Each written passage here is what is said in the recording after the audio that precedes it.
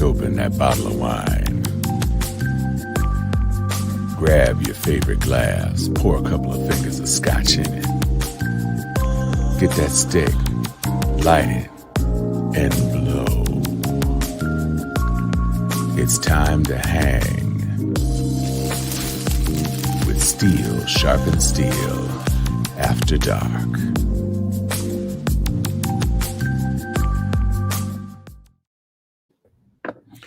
Good evening, Sharpies. You know we love the After Dark up in here.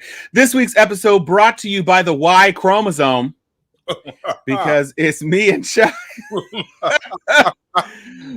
back where it all began. And we are here for you, our Sharpies. We love you. Thank you for people who have already dropped comments in the chat. Anthony Turner, Cecily Jackson. We are here, and if you can imagine, we have a bunch of stuff to talk about because a lot of stuff has been happening, not the least of which is yet another book about the Trump administration. Actually, two books. One from outsiders, Perro, and one from an insider who got paid to do her job for months and never actually did her job. That's Stephanie Grisham. But apparently what Stephanie was doing was gathering lots of juicy tidbits and gossip so that she could put out a book. So I'm not completely mad at her. I'm Tom Cunningham. And I'm Chuck Hobbs. So if you all have been doing stuff, please drop it in the chat so we can talk about that. The first thing, though, that I want to do is say I'm glad to be back. We have been on and off for a while. Kudos and a big shout out to Joy for handling this thing solo a couple of weeks ago. And then last week, it was a trio of Steelers. And now it is a duo. So we just hopscotching all around these various permutations. If you are interested ever in being a guest Sharpie on Steel Sharpens Steel, please DM any of us, Tom, Joy, Chuck, Sharon, let us know. And we'll be happy to have you on speed text to get you up into this thing. What it do, Charles? What's going on in your part of the world? Hey man, same old, same old. I have, missed the format, but I also understand that, when we look back to, it's been about a little over a year since we went to the full, four of us type format. You and I started in August of last year during the conventions, bringing commentary every night for the Democratic and Republican convention. Then we got joined by our sisters, Sharon and Joy, and it's been a wonder. But what was a trip is that at some point in time, life also happens. And so bringing it every week, like we brought it every week,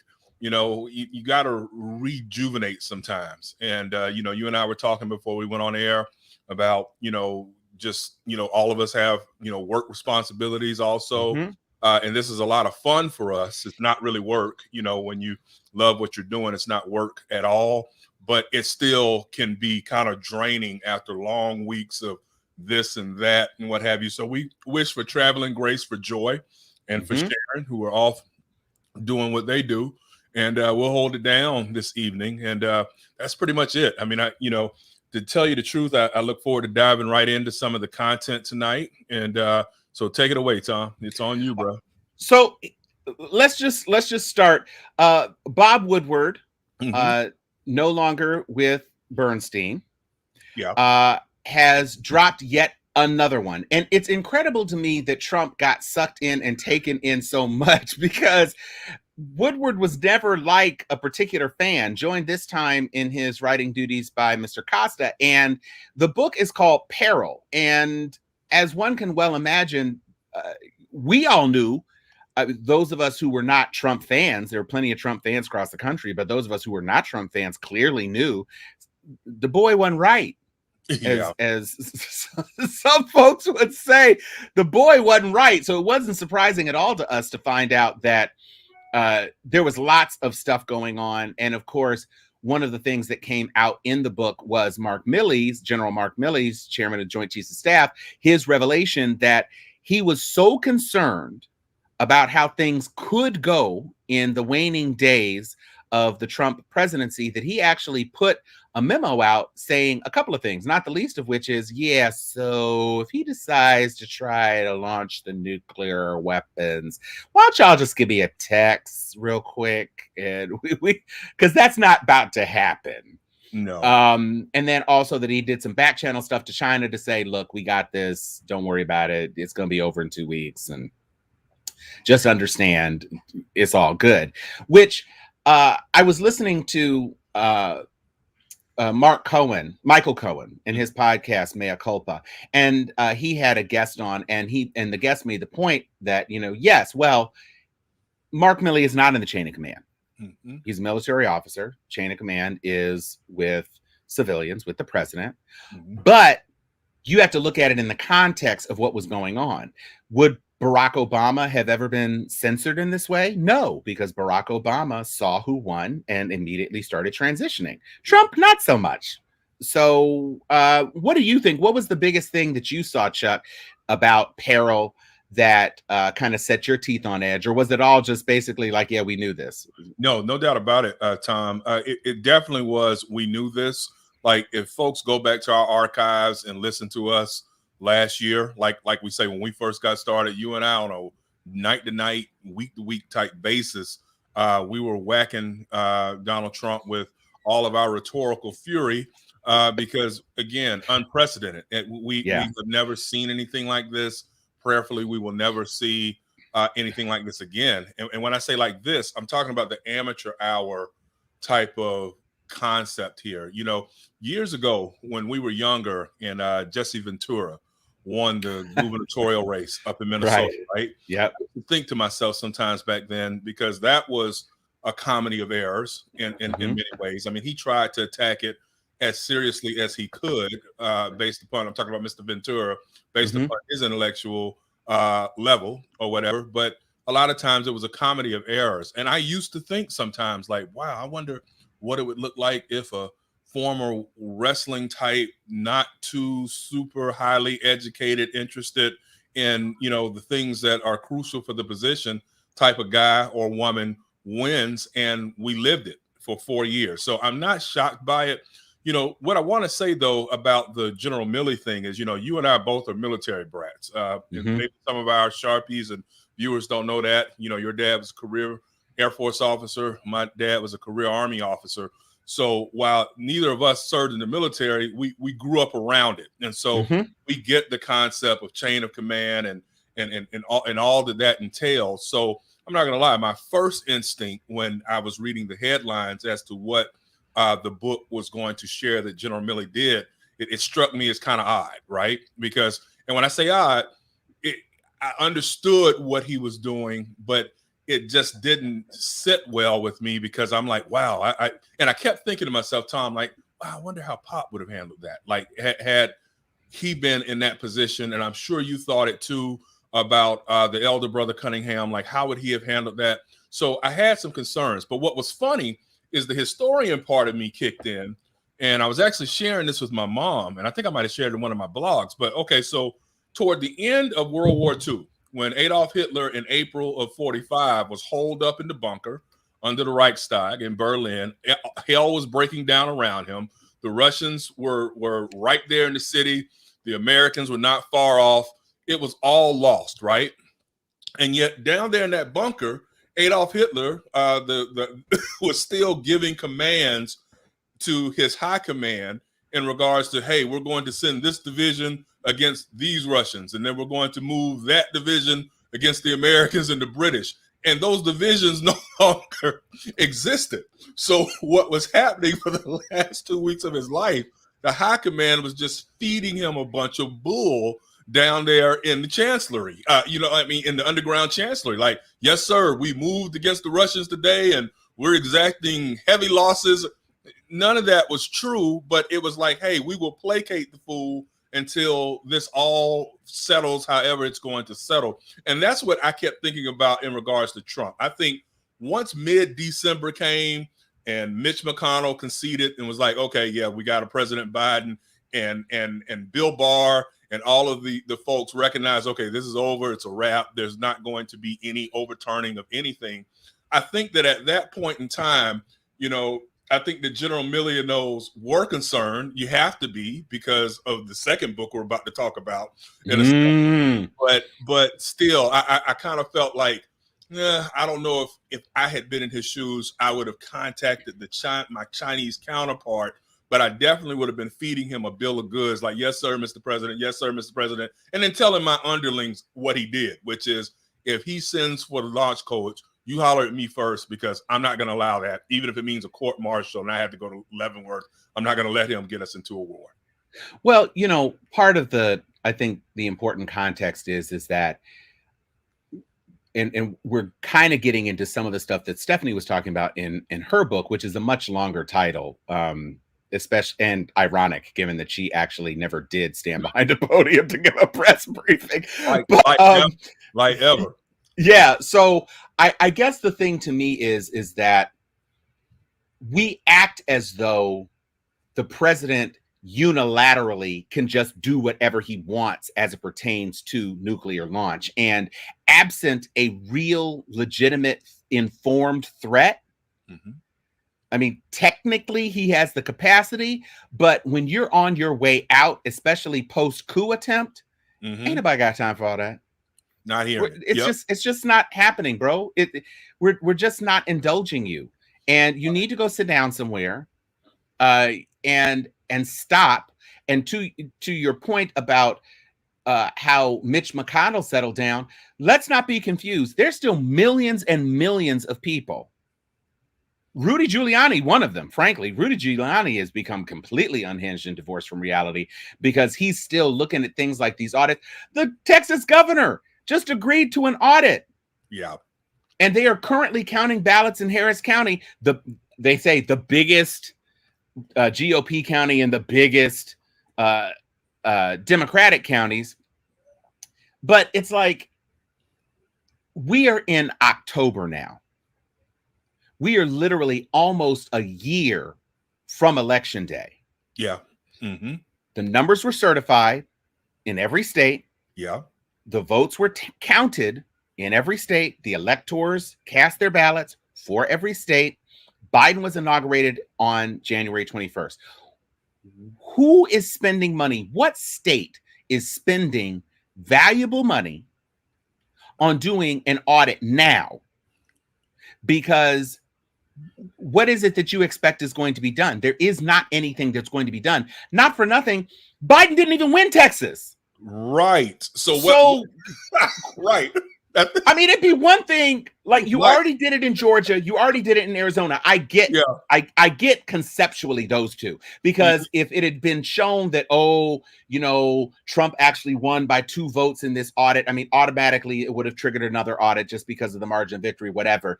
But if those 2 states flipped, I understand why Trump would have a point. But Trump won Texas. Now, I guess there's congressional districts, maybe some Democratic wins, something like that. The 8 Black sisters, whatever. I guess maybe that could be at the heart of it. But at the end of the day, why are you counting ballots in states you won? You lost votes in Arizona when you did that. Right. So you want to lose votes? Mm-hmm. It makes no sense. It makes no sense. And so we're going from the threat of a mushroom cloud to an incomprehensibly much smaller mushroom head, according to Stephanie Grisham and Stormy Daniels.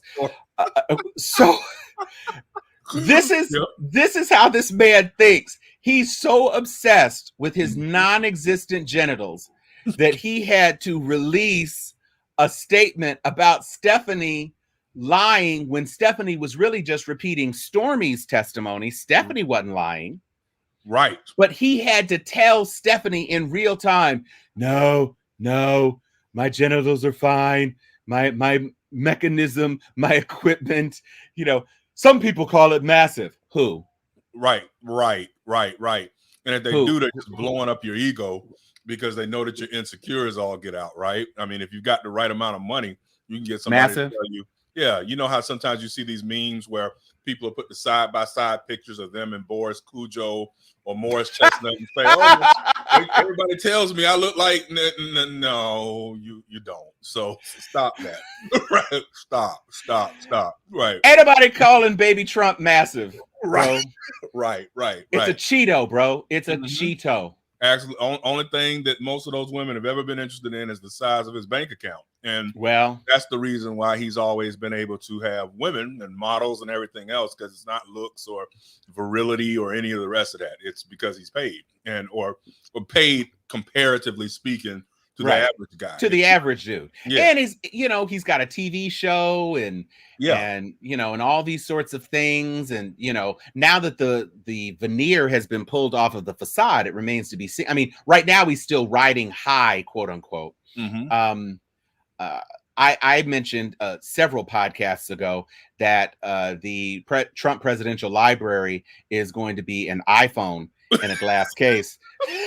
Just you got hope, man. Just tweets, like a phone book of tweets and an iPhone in the lobby of the Trump Plaza. It's like, here it is. Transcript. It's the best presidential library in the world. Everything you need to know, it's right here, direct to you. It's ridiculous. Ridiculous. Virtual presidential library. Right. Why not?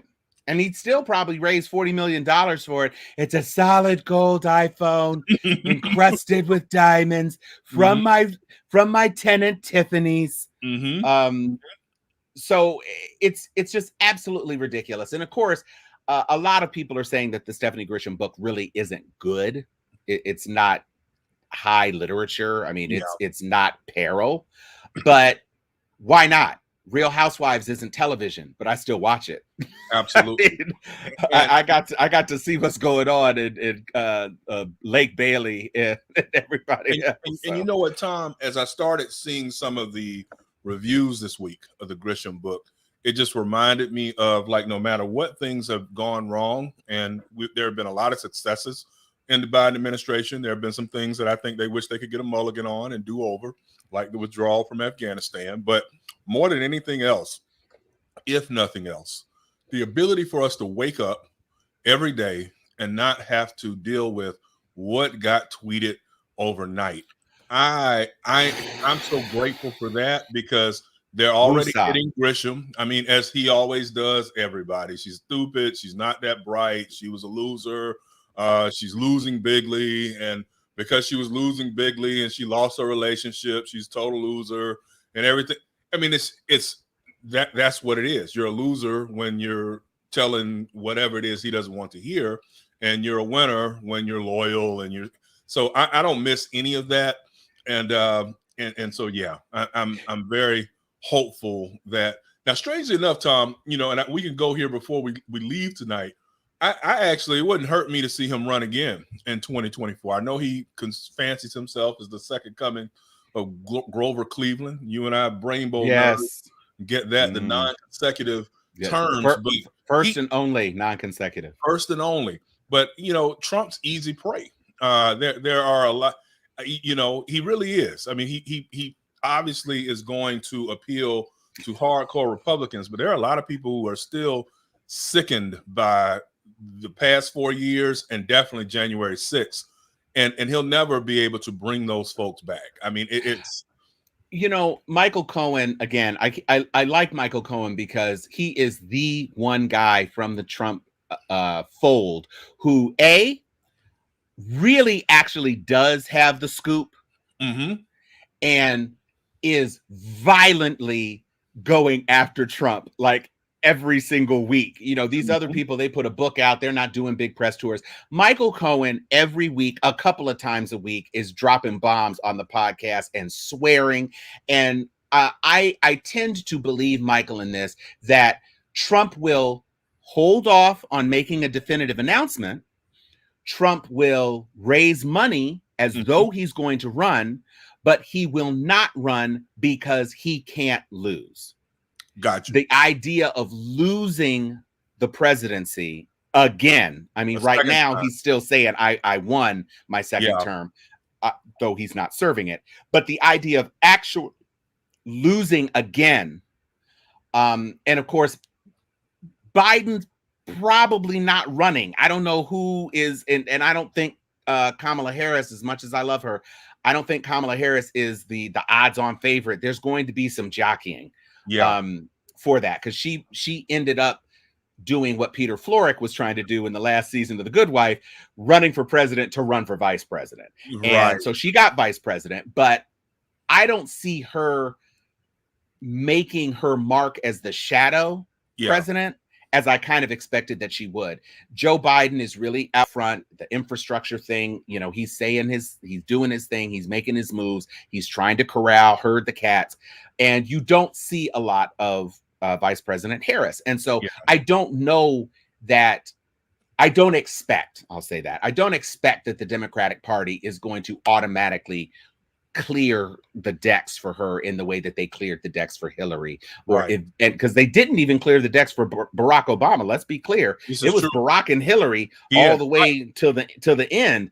And so I don't think Kamala Harris is going to walk in with a retired Joe, or, you know, God forbid, some other circumstance with Joe Biden, unless she actually inherits the office and has the veneer of incumbency. I just don't see.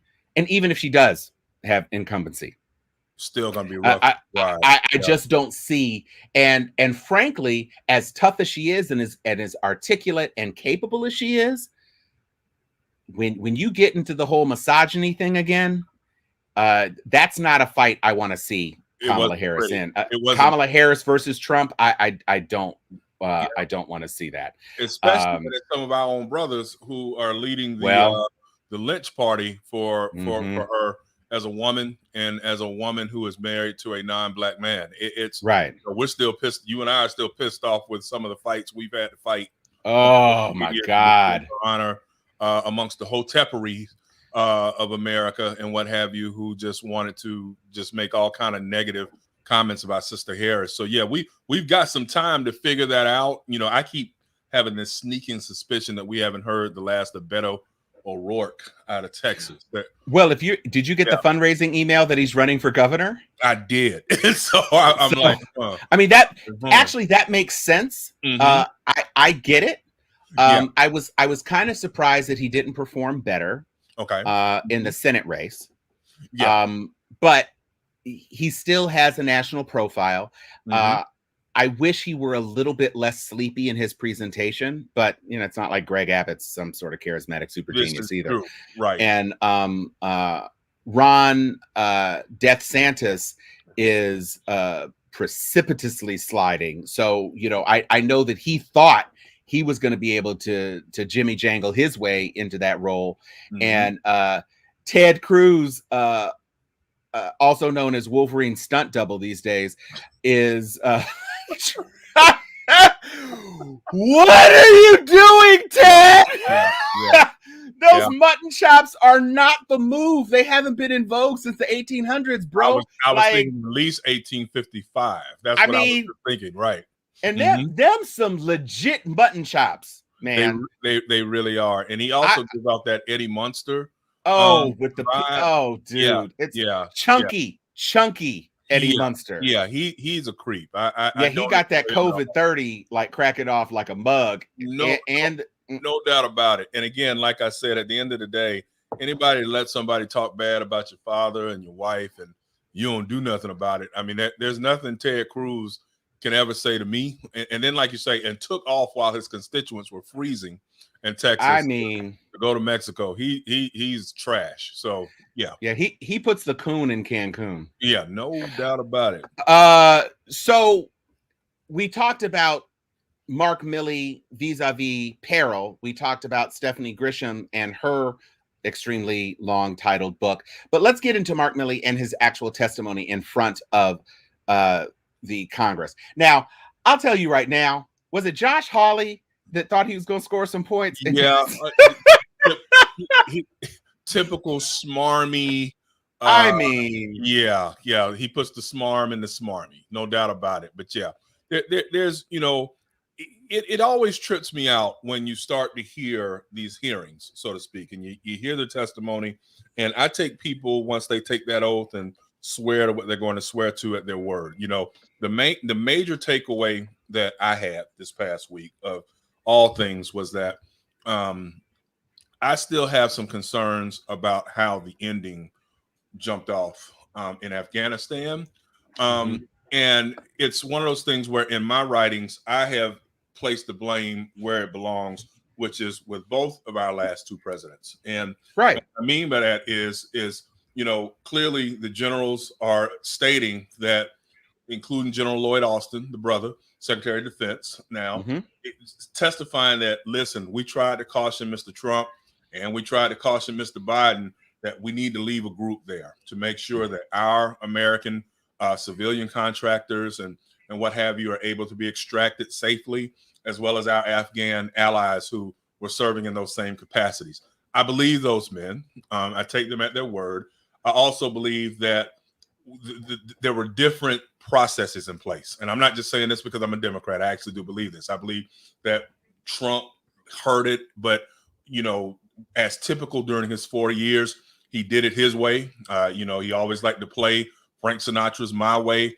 I don't think he wanted to hear any advice because he was constantly saying how much he knows more than the generals and I'm smarter than the Oh. generals and I'll do this and that. So that's where it went awry with him.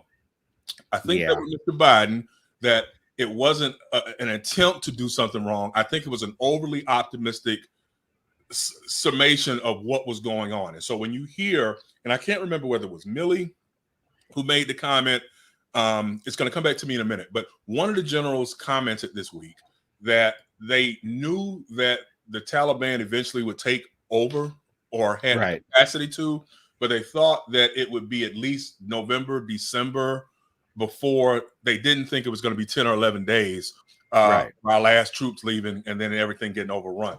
So I believe that President Biden was dealing with, different intel. Like on the one hand, if you think back to when he gave a speech, I want to say in early July, and the president was like, "This won't be Dunkirk. This won't be the fall of Saigon. This will be an orderly." And then 5 weeks later, that tweet, like you say, and those comments didn't age so well because it was the fall of Saigon all over again, and almost literally with people falling off of the planes. Planes. So I Yeah. think it was just a "oops, my bad" type of situation, but not out of any ill will intent type of whatever. And I think what's important here, the teachable moment, whether it's the Democratic Biden or the Republican Trump, is that whoever is the chief executive has to have a level of humility. We talk about that when we're pledging fraternities, sororities, and what have you, how important humility is. You have to have enough humility to be able to even say, you know what, I screwed that up. Like, looking back in hindsight, we should have left 2,500 people there or 5,000. But you know what? We got as many back as we could, as quickly as we could, and we're not going to get out of there. And that's the way you do it. You don't double down. You don't get ornery. You don't tell people, I wouldn't change a thing. Sure, you would change a thing because that was a bad look, even among our allies. So with that in mind, it has been fascinating to hear these generals who have put in so many years in what they're doing and how you've got two septuagenarian leaders who are kind of like, I'm going to do this how I want to do it.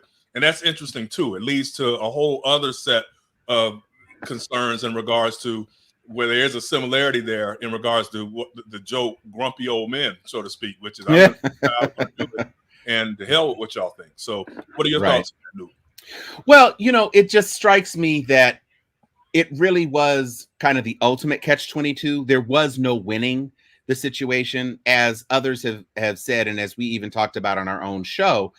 This is not a situation where the Taliban was going to do very much different. It really was a matter of timing. Okay. Yeah, you might have thought you might have gotten a reprieve until November, but functionally, what is the difference of 2 months? They are in charge, and the reason they are in charge deals with primarily sociological things that the United States was not ever going to be able to change anyway. We had a video a couple of weeks ago from the brother who was offering some really, really solid insights, which is these dudes want their sons to be married. They want to be done. They're tired. They are still in a country that has all of the problems it ever had. But now the Taliban isn't shooting soldiers because the soldiers stepped down. So Yeah, okay. You didn't have much in the way of rights. Women didn't have much in the way of rights, or don't have much in the way of rights under the Taliban, but they were hiding and sheltering from bullet fire a month ago. Mm-hmm. So can you go to the stove? Can you get some stuff for your kids? Yeah, you can't drive a car in public, and that is not great. But that country made that decision for itself and its people. And if a country decides they're going to let some quasi-religious, I'm not even going to give them the honorific of calling them legitimate religious, but if they are going to take and allow some dudes with AKs to run around and do whatever the hell they want, then that's on them. It's not something that we are going to be able to fix. And as awful as I feel horrible about the people who helped us, that the Taliban was particularly targeting in those last days. And we could have and should have been able to do more before the deadline. After the deadline, that was going to be extra tricky. But before the deadline, we should have been able to do more. We should have known. We should have had eyes on those people. We should have said, here, come in this Jeep. We're going to drive you to, Camp X-Ray, and you just hold tight. You just stay here. Mm-hmm. I'm sorry about your grandmama. I got you and your wife and your kids. Come, let's go. We should have been able to do that. I agree. It's horrible that we didn't. But in the overall scheme of things, this country has been thwarting the will of the world's two superpowers, not counting China, because China has better sense, has been thwarting the will of the world's superpowers for 40 straight years. Mm-hmm. Period. So another month, 40 years in a month.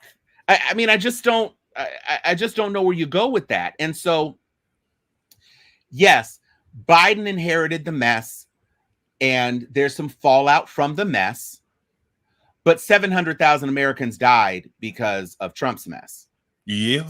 So on balance, most Americans, right or wrong, they're looking at some dead Afghan nationals versus, our military incursion and, their loved ones deployed overseas indefinitely.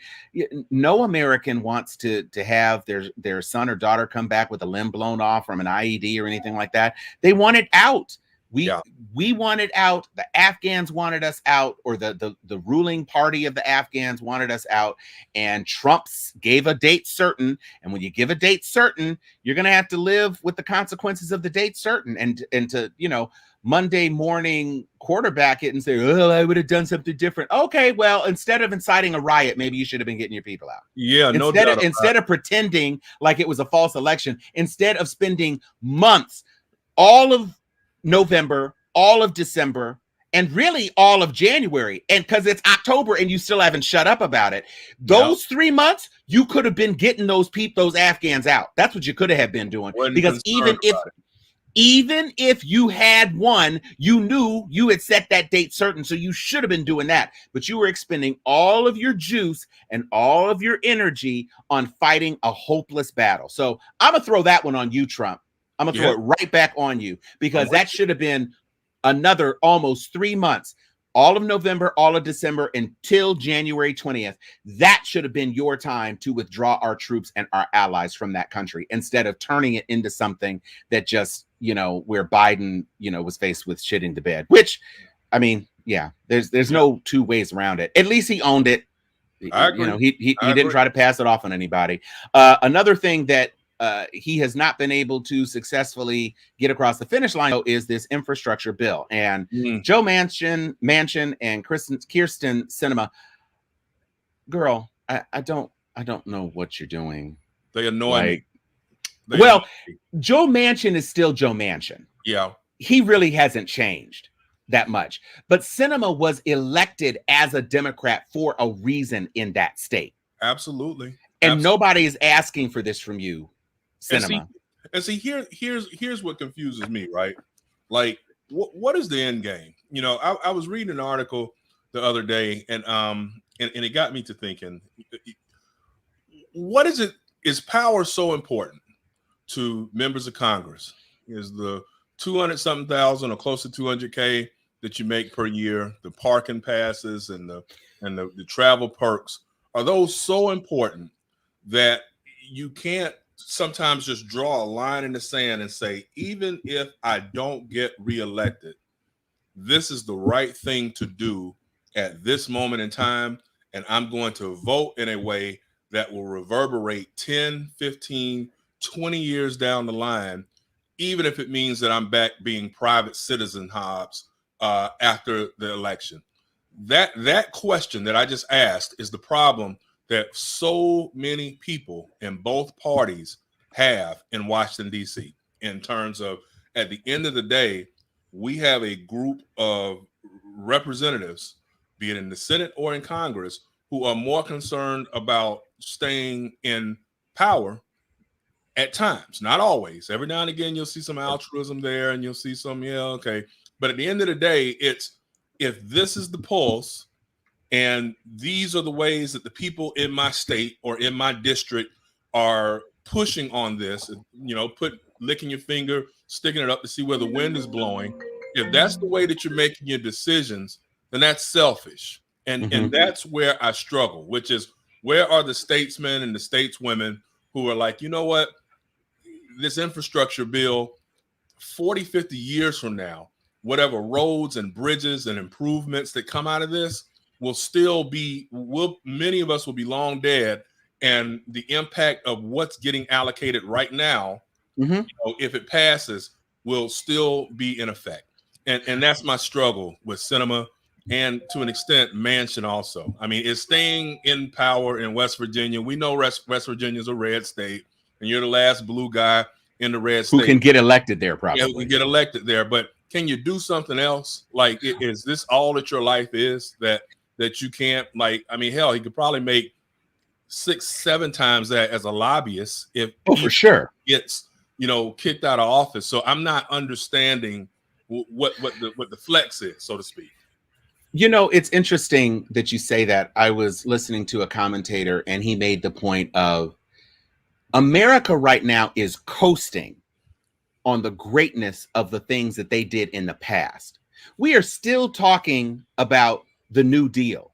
We are still talking about the Tennessee Valley Authority. We are still talking about things that emerged from, damn near a century ago with Social Security and Medicare and all these things that were done in this country to make things livable for its citizens and all that.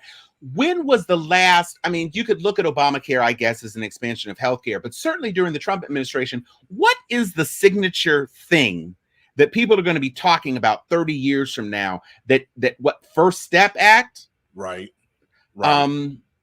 What is the thing? And to your point, the people in office right now, it seems the people in office right now aren't really interested in legislating. They aren't interested in running the country. They're interested in maintaining their own position, sitting, doing nothing, and living for the wins of, I got this judge in.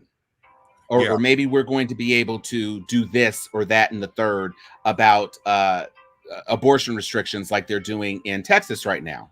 So there are things that they are getting done, but they're not getting legislation done. Yeah. Now, this infrastructure bill would be something, as you said, those roads and bridges that are repaired are going to outlive certainly Mitch McConnell. That Horcrux is blinking right now. He needs to change, get a new 9-volt up in that thing. It's like, jumpstart his ass. But the point is that these people are posturing just for the power.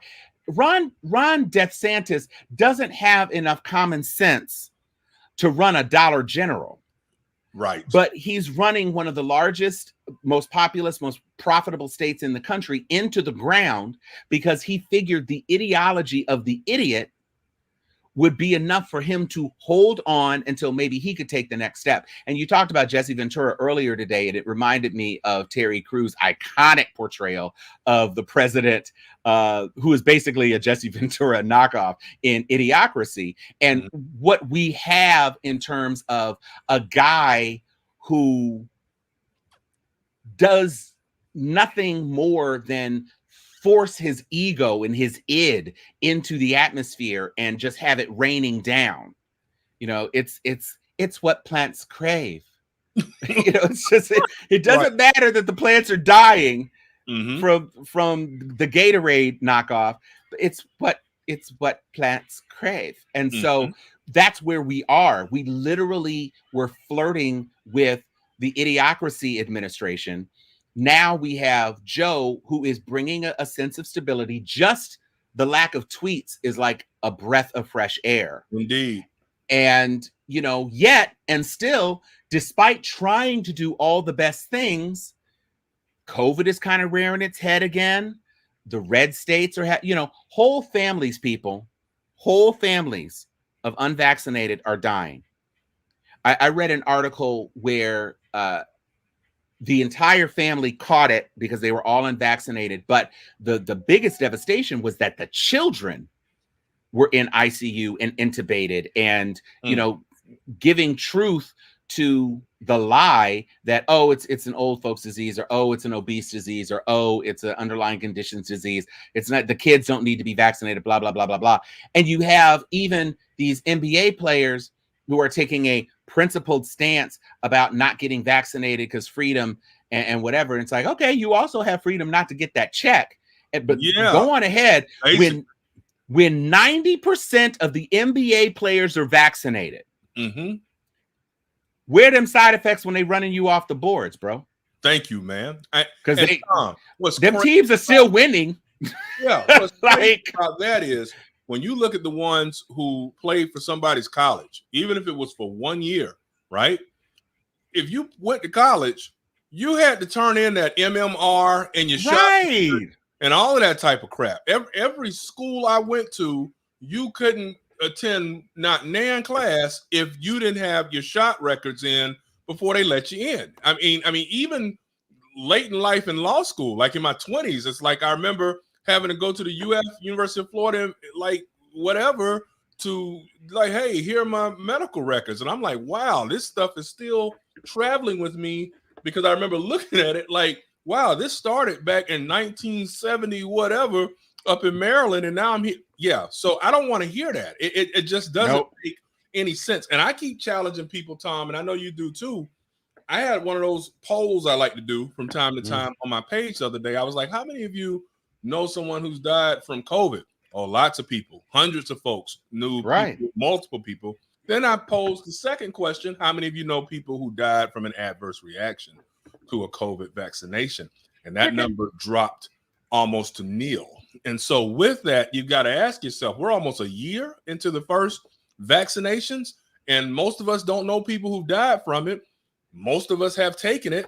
So by extension, that means it's safe. I don't understand what the Kyrie Irvings and Jonathan Isaacs and Andrew Wiggins is. I don't know what they're doing. They need to take the shot and go ball out. I'm not getting it at all. Yeah, you know what, Kyrie? First of all, I'm looking at your eyelids. Yeah, he's on one.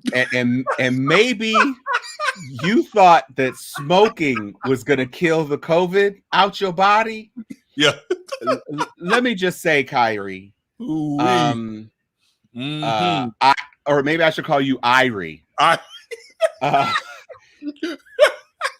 Here's the thing, bro.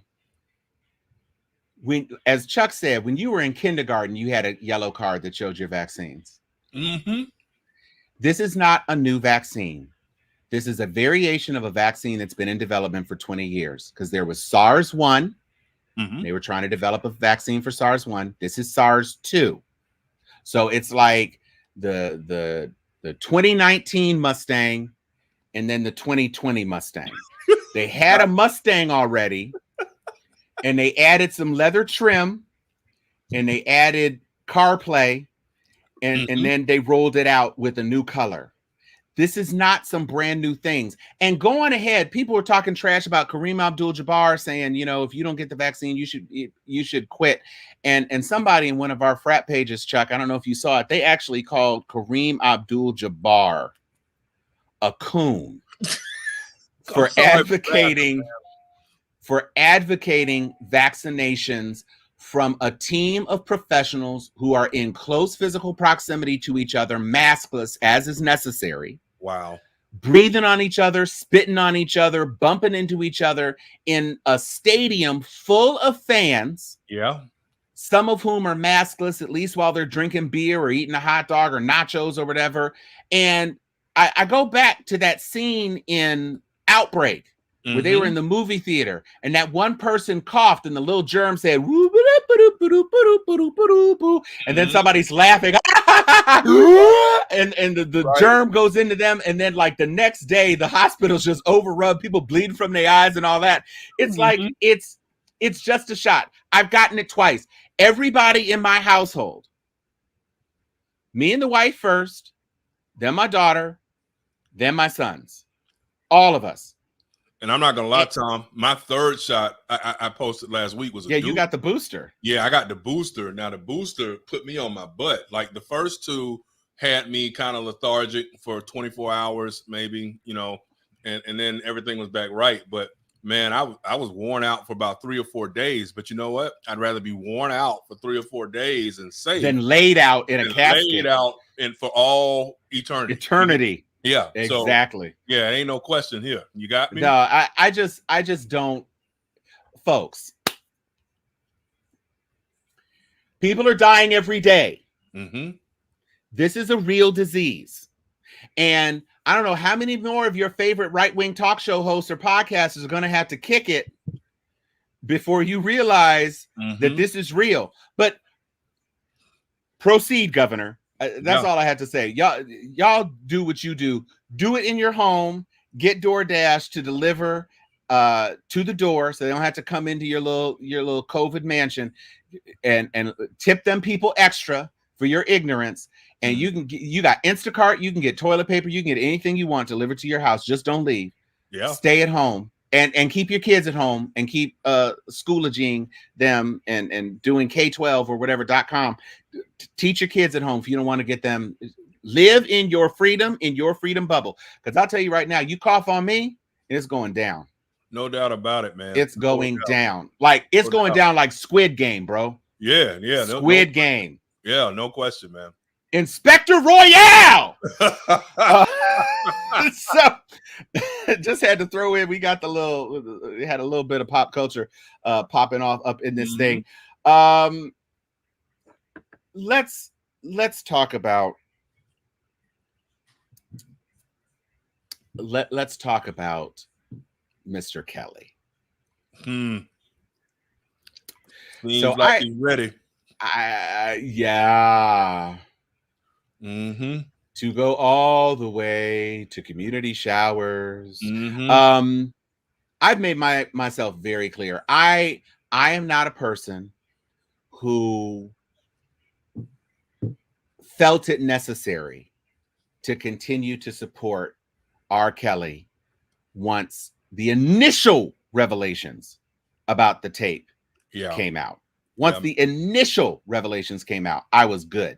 I was 20 years done. Ago, almost 20 years ago. Yeah. Even when the Aaliyah stuff came out. Yeah. And then I actually knew people who were on the plane with Aaliyah when it crashed. Yeah, you did. Yeah. And so that made it even more acute for me. Yeah. The loss of her talent, the loss of her light, the loss of her artistic ability and everything else. And all through this trial, as I've been listening, and the revelations about the boys, because that was new. What nobody expected that one to pop off. That was a left turn. Yeah. That was a left turn. Yeah. And so when I realized the depth of the depravity, I was like, okay, so R. Kelly doesn't realize how badly he's about to go down. It's going to be real bad when he goes down. And I was expecting all of it. And it's not even over for him. Yeah. But they about to max his ass out. Oh, he maxed it and max. You know, it's the Pied Piper of Cell Block D. Follow me. I mean, and I'm sure he will have some people who will have his back. He's still R. Kelly. Yeah. You know, he'll be doing Cell Block concerts and everything else. But if he doesn't kill himself. Good for you, jury. Mm-hmm. Good for you, jury. Yeah. I am 110%. What was your feeling about that, Chuck? No, I'm not gonna lie to you. The concern that I have had from the get-go is that America has an almost unholy fixation on celebrity. And the guy that we talked about at the top of the hour, Donald Trump, you said it best, Brother Cunningham, when you said that, but for his reality TV show and the appearance, I was talking about the appearance of him being a billionaire or whatever. Those were the things that, made so many of his faithful enamored with him back in 2016 when he first ran, when he wasn't nearly the best candidate out of the Republican presidential primary. I say that to say that the same holds true for Kelly. We talk a lot, particularly as Black people, about how mesmerized the trumpets are about Trump and his wealth. Well, we do the same thing. And I'm not saying we, all of us, but there are enough of us who are enamored with celebrity that we will give people passes that ordinarily we wouldn't give. So when Bill Cosby's convicted, it's, oh, well, I love the Cosby Show, and I love the Different World, and I love Fat Albert, and they didn't have to do this to Bill. They didn't do it to Hugh Hefner, and they didn't do it to Roman Polanski, and that none of that hits the mark, which is all of those individuals are creeps. Right. Period, point blank, end of story. And while it is unfortunate that Hefner went to his grave and maybe was never held to account for anything, not maybe, wasn't held to account for anything that would have been illegal, at the same point in time, that does not excuse what has gone on amongst Black people, particularly when you're looking at Kelly, because Kelly, in particular, his predatory predilections are against young Black people, young Black girls, young Black women, and as we learned during this trial, young even Black some men, Black boys. Okay, and so it harkens back to the whole I don't like Kamala Harris because she was a prosecutor and she's the police. Well, a lot of times prosecutors like Kamala Harris are defending Black people who are the victims of crime. And so in my point of view, Kelly, like you said, I was done with him 20 years ago when the tape came out, right? And that's frustrating because I've always loved the good slow jam tape. The brother's talented. There's no question about it. He's a musical genius. But at the end of the day, I didn't like his music or his talent that much. Not that much. Where when you know that he's doing these things to 12 and 13 and 14 and 15-year-old girls, it was a wrap for me. And so that's part one. Justice has come. I think, Tom, that he's going to get maxed out sentence-wise because he's dodged bullets in the past in the legal system. And these judges, the judge in New York, and then if he's convicted in the other trials, they're going to look at the body of work over 20 some odd years, which is not only did he dodge the bullet in prior trials, but he got worse as time. Oh, absolutely. Kidnapping these girls, smearing feces on them and all that other stuff. And look, let me hop in real quick because there's a couple of comments that have made. Cecily said that one of her family members said, if you're still eating Subway after Jared, then I will listen to R. Kelly. First of all, Jared nary ever made a sandwich. Right. So let's be clear. Let's stop with the false equivalency. Jared was not a sandwich maker. He did not own Subway. He was a spokesperson that Subway hired after he lost a lot of weight from eating Subway sandwiches. R. Kelly was producing his music and raping girls. Period. Don't talk to me about sandwiches and rape. Yeah. Ain't no rape sandwiches. Stop it. Thank you. The other thing that we need to consider is that yes, when somebody asked, do we think he got away with as much as he got away with for so long because he was abusing Black girls? And now we understand Black boys as well.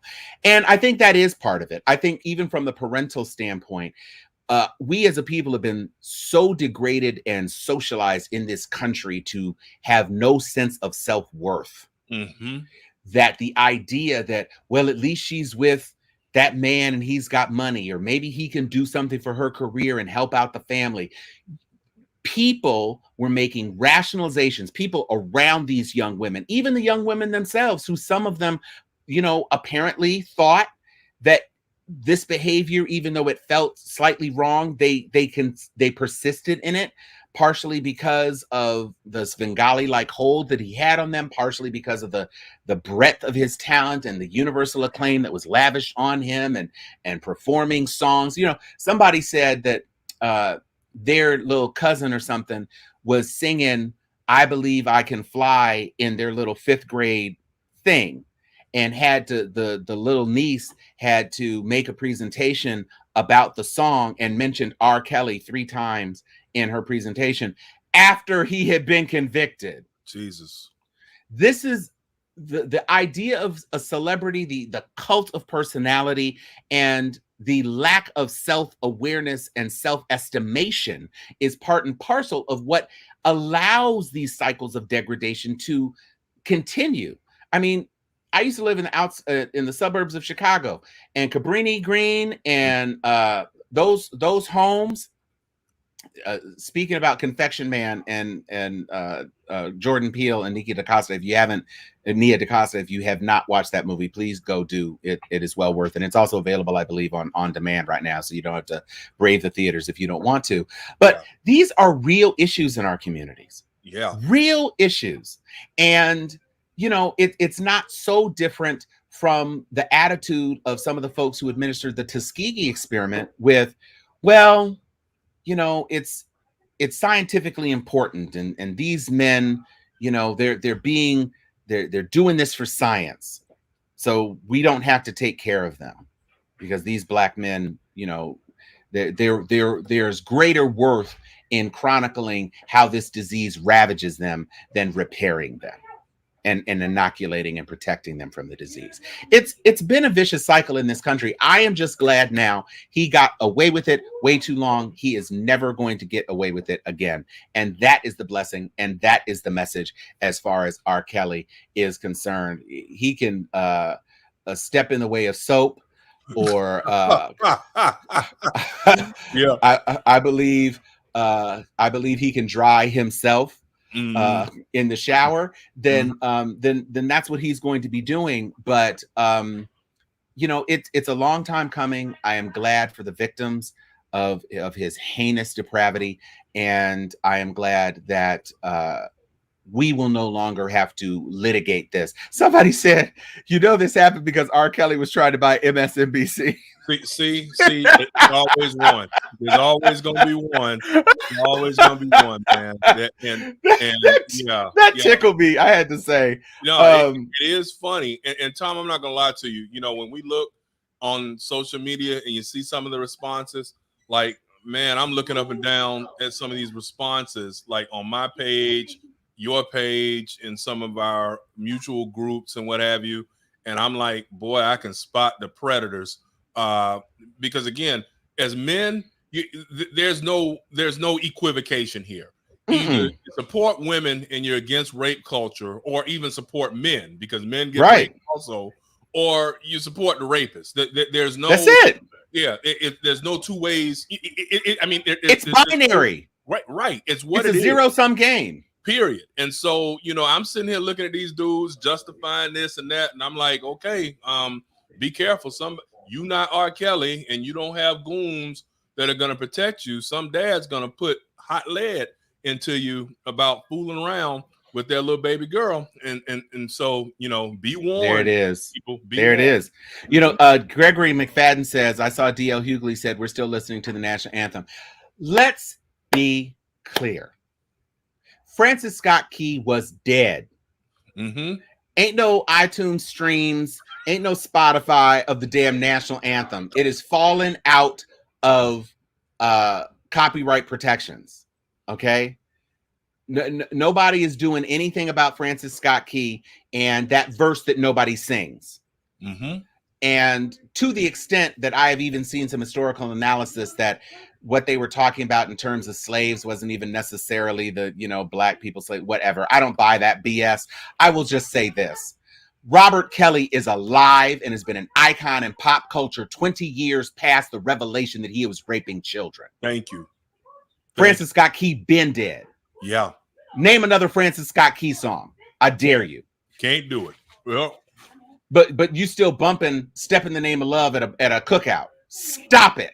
Right, and it ain't that great. The music is good, but it ain't it's that fine. Great. Listen, yeah, it ain't that. Great. Yeah, you put "Step in the Name of Love" next to anything by Marvin Gaye. Right, doesn't compare. Okay. Doesn't compare. You put "Step in the Name of Love" next to Holland Dozier Holland. You put it you put it next to "Long Walk" by Jill Scott. Let's be clear. He had some bops, but when you listen to some of those songs, just like there's a meme going around right now about "Do Me Baby" and the verse that Busta Rhymes apparently wrote. Did not know that. Backstage, underage. It's like, wait. I did not know that was Busta that wrote that. Busta wrote that. Ronnie DeVoe delivered it. Okay. But Busta apparently wrote that. And that song is all about R. Kelly-ness. And I can remember, not that I wasn't a super duper fan of BBD anyway, but when that little piece came on, I was like, oh, this is not good. Cool. Not cool. At all. Even back then. Right. So it's like, we can have some standards. We can love artists, but R. Kelly was saying the quiet part out loud for years. Yeah. Age ain't nothing but a number that he wrote for Aaliyah. Come on, man. And married her so she could have an abortion.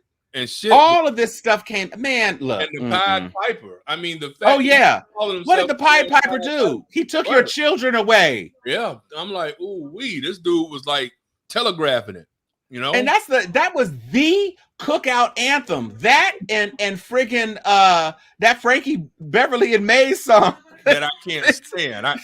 People get mad at Hobbs when he says that he doesn't like Before I Let Go. And I'm not saying I don't like Frankie Beverly and Mays. I like a lot of their stuff, but that song works my last nerve. I when it comes to it, I'm like, here we go. I have to say, I like Before I Let Go. Okay.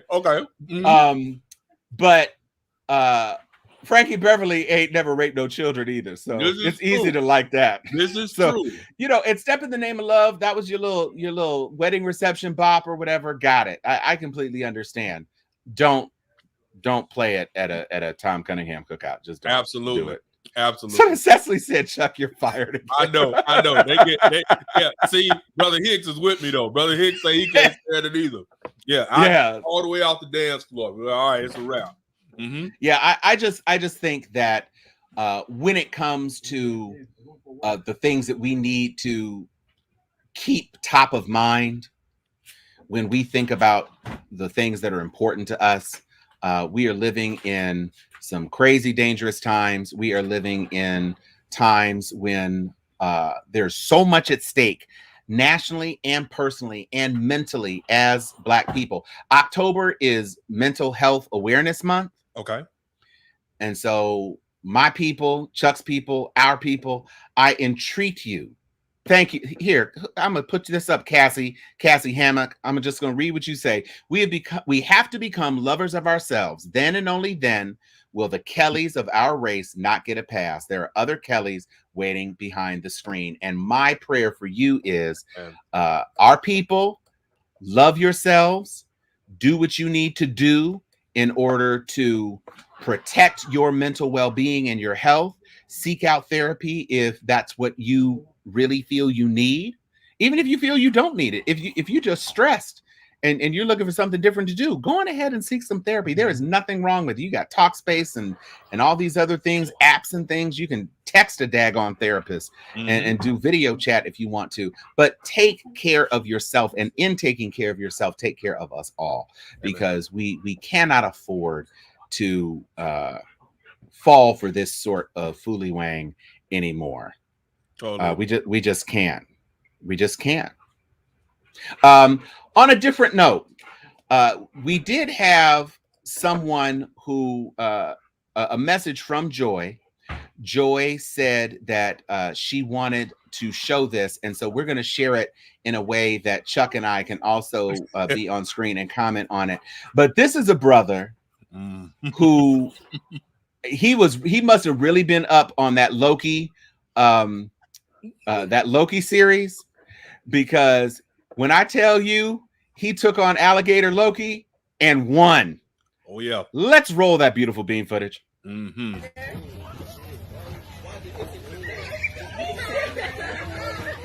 Now, to be clear, first of all, he's got the ADT sign. I don't know if the ADT sign scared the alligator, but he got that big black container. Yeah, and the alligators back it right up into the bushes. He like, that's an animal. He Okay, brother got a do-rag, white socks, and Adidas flip-flops. Come on now. That's what's tripping me out. It's the flip-flop. He got the flip. Yeah. Boom. At that point, and he was in the he knew he had messed up. Yeah. He got look at He's heavy. Oh! Okay, somebody said that Adidas needs to give that brother a contract now. That's real talk. That's the best advertisement for them flip-flops ever in life. That is real talk. Go get you some Adidas and fight off an alligator, bro. See, that's what was tripping me out. When I first saw the video, I was like, bro did that in some, because I have my Adidas on right now, my flip-flops. And I'm like, they have decent grip. But Tom, I'm not gonna lie, if I had to go get in a scrap right now, I'd want my Nikes on. Right. Some laces. Grip, right? Yeah. Grip your foot. Right. And I'm like, dude is out here in his slides and taking on a gator that will bite his ass. Do you get what and couldn't even see whether or not the gator was in the bed. He was telling, is it in? Yeah. Tell me when the head's in. Man, he was using the force. Like when Obi-Wan put the thing over Luke and was like, hey, your eyes can deceive you. Right. I was totally impressed with the other day, man. I was captivated. Absolutely captivated. Because down here in Florida, that's not unusual. I post stuff like that all the time because I'm like, people think I'm joking, but I'm like, every single time I walk out the door, my head is on a swivel because you just don't know. It's because most of us live around water. And I tell people who visit the state, as you well know, Tom, you lived here for a good long while. If you see a body of water in Florida, there's a good chance there's a gator in there. Oh, it's a gator in there. In there, right? Oh, no, it's a gator in there. Yeah, no doubt. And so in my head, I'm like, and I know me and Brother Hicks were laughing about it on my page. I was like, yeah, that was a lot of work this brother did. I would have eased back into the house, selected the appropriate weapon, and eased back out, and I'd have shot alligator. Do you get where I'm coming from? But listen, who was able to keep him alive? I'm impressed. Can you imagine? I know they had animal services, but can you imagine if he just put a rock on that thing and waited for the damn garbage bin? Man, that was the best video I have seen in a long time. I was like, you're right. And whoever said that dude needs endorsement deals. He needs to blow up because that took a lot of courage. What he did. Adidas and Old Bay. If you're listening, Adidas for the capture footage, and then he needs to boil some boiling water and some Old Bay, some potatoes, some corn, and some crabs in there, and get him a good old gator boil going on. Good deal. I'm right there with you, man. Big up to that brother. Okay, get them chunks. Get you some crusty bread. And do it because Tom, again, last point for me is, if that gator had come around, flops on those Adidas, bro was in trouble. Do you get where I'm coming from? He would have been stepping in the name of love with about 5 fewer toes. I agree. Okay, or a big chunk of his leg and thigh. Oh, bite marks. I mean, it would have been the bad. Grip strength on them things. That's nothing to mess with. That's the man right there. He gets all the dap from me. That's the gangster of the month, if you ask me. Gangster. We haven't done gangster of the week in forever. Yeah. You, sir. Do-rag Adidas slide socks, man. You, sir, are the gangster of you're the gangster of September, because that actually came in. That was end of September, even though we're showing it today. That occurred in September. So you are the gangster of all of September. You get all of that. Absolutely. And if you're a Libra, you get Libra gang vibes. That's so it. Speaking of that, Happy birthday, brother. It is my birthday next Friday. Mm-hmm. So we're gonna probably do an after dark with some libationage and some things for next week. Sharpies, we love you. Thank you for keeping it crunk with us. We had excellent feedback. Thank you. Big shout outs to some of our super posters today. Cassie Hammock, Anthony Turner doing the damn thing today. Cecily Jackson for sure. Scholarly Talk on Life. I don't know who you are, but you're amazing. You had some really trenchant comments. Gregory McFadden, also Anthony DeMarco. Just a whole bunch of wonderful people who are engaging with us today. Hey, Carla's here again. So we love you, Sharpies. We absolutely love you. And we are still planning on doing an in-person show near the end of the month, God willing, because we know Ron DeSatan is not going to close down Florida. So we're not going to do anything inside. You know, we might do something on a porch and y'all can sit and shout questions at us and stuff. But that's what we're going to do. We're going to be doing it with you and hopefully doing it with you in person. Good luck to FAMU and Alabama this weekend as they face off. FAMU looking to gain a little bit more traction in the SWAC. Chuck, what do you feel as we close down? What do you feel about the SWAC this season and Prime and Alabama A&M, which is doing some great things, and sorry, Bethune-Cookman University. Yeah, man. Tom, it's the best Black college conference by far. Yeah, right now. Yeah, for sure. Yeah, for sure. Right now, and I think it can only get stronger. The games are exciting. The contract with ESPN is outstanding because you get at least 2 or 3 games every week through the streaming services and what have you. The competition is tough. I mean, you know, Prime has Jackson State playing well. Alabama State's playing well right now. A&M, as you mentioned, Alabama A&M is doing an exceptional job. Prairie View in the SWAC West. Yeah, I saw Prairie View beat up on Pine Bluff last night. Right. Oh, what have you? Yeah, beat them pretty good. And Pine Bluff's a good team. So it's very exciting. It might even get better. I keep hearing whispers that Tennessee State may be able to leave the Ohio Valley Conference and come to what I've always felt would be its natural conference. Sure. And what have you. So, you know, it's exciting. And like you, I appreciate Brother Hicks, Sister Halliday, McFadden, Seaton, my Spelman classmate, and Vera Jordan, both of them. Hello to y'all, Debbie Pye. We thank y'all, Brother McWhite. Thank you all for being with us and sticking with us. And we'll be back as a group soon. Miss Joy and Sharon as always, but I know the grind is hard but fair. And we'll see y'all when y'all get back somewhere where y'all can holler at your boys and what have you. So definitely, Tom, you have a wonderful weekend. You too, brother. And we'll get up next weekend, man. Peace out! Yeah, you know what time it is.